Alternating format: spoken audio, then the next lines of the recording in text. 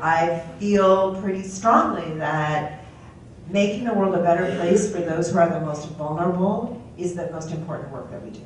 And whether they are vulnerable because of issues of gender, which I worked on for a long time, gender and intersections between gender and race, gender and immigration status, gender and national origin issues, I mean, whatever it might be, or it may be because you are a person of color, or you're a person in a minority religion, or it is because you're a person with living with disabilities. Whatever it is that makes you vulnerable in the American culture and American society, it means that change needs to happen for you and with you.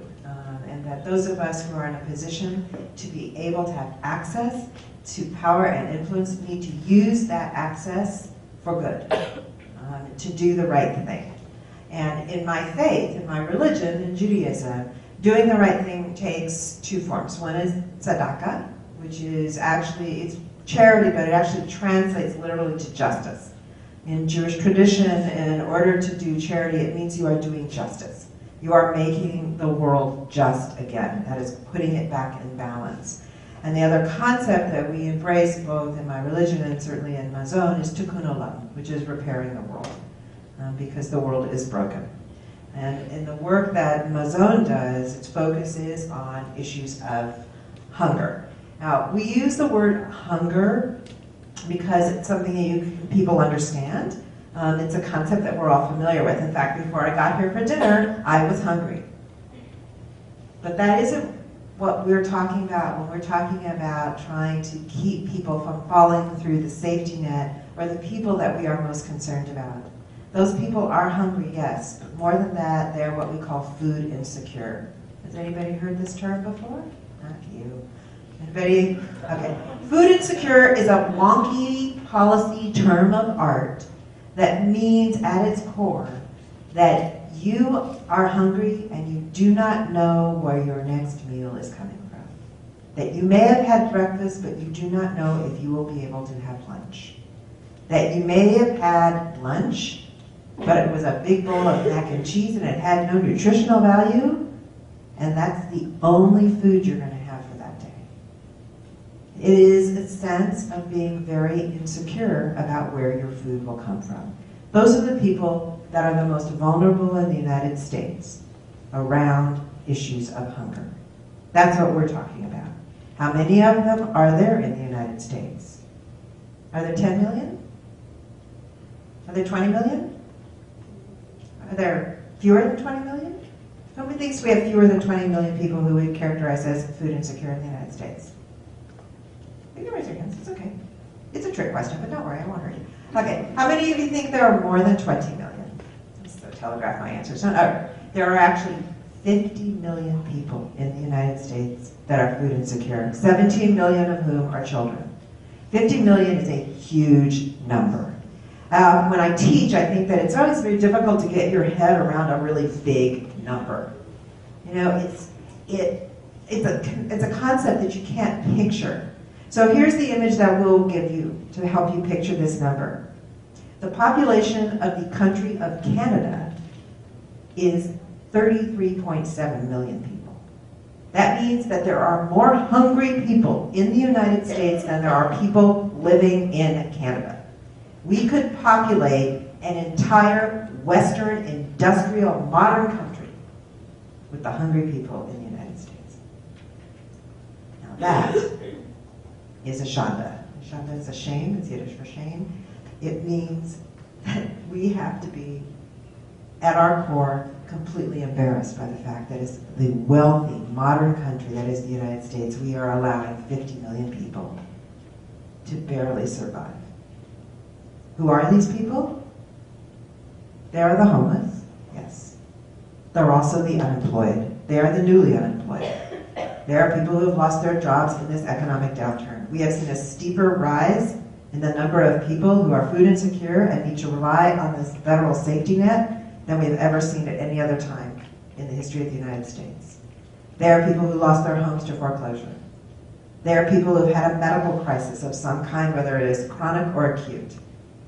These are people who now face every day thinking, do I pay the rent or do I buy food?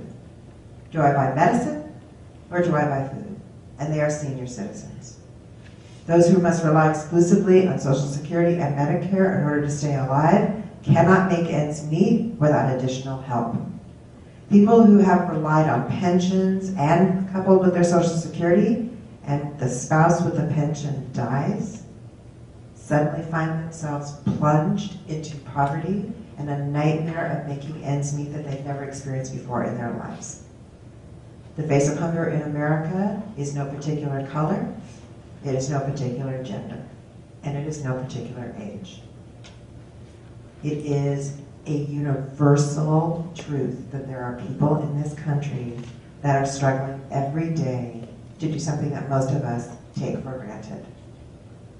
So the emphasis of Mazon is on trying to change that picture. It is trying to do tzedakah and tikkun olam. It means that we engage in advocacy to do our best to support that safety net that exists. That's the SNAP, WIC, to which Keaton referred. SNAP means Supplemental Nutrition Assistance Program, formerly known as food stamps. Now, I've yet to see a sentence, a speech, a remark, a comment where somebody doesn't say SNAP, formerly known as food stamps. And I don't know why they couldn't just call it food stamps anymore, but they changed the name. Now, its name actually conveys what it is meant to be. It's meant to supplement your nutritional needs. It isn't meant to be the whole of your nutritional needs. For people who rely on SNAP, that's what it is. And those benefits rarely last for an entire month.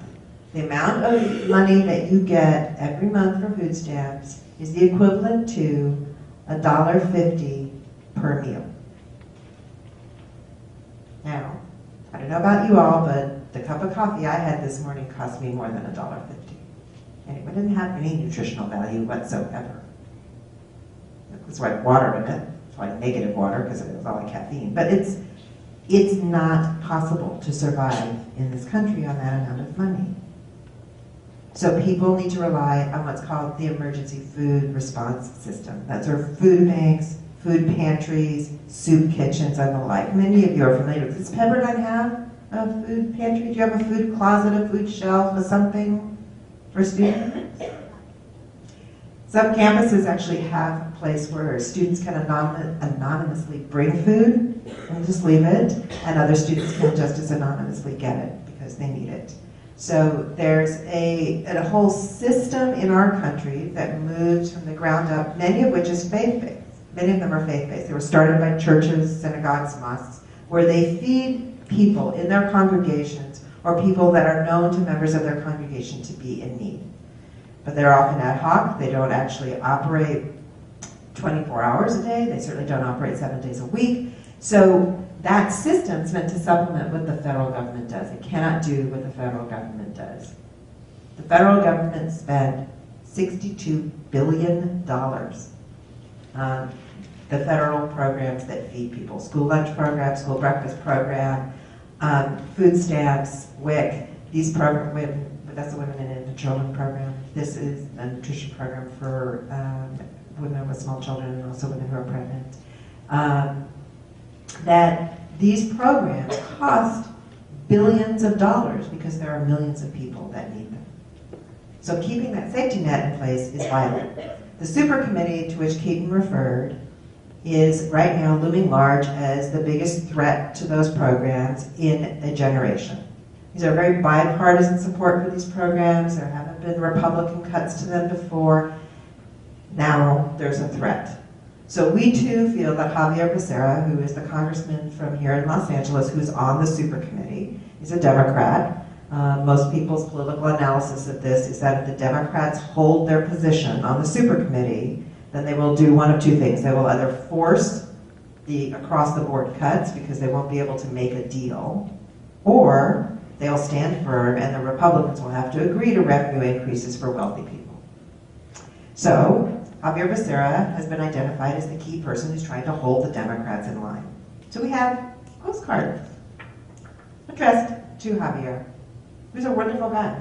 He's a great guy. He's really committed to these issues. His staff keeps telling all of us he's still committed to the issues, but they don't know what they're talking about in that committee.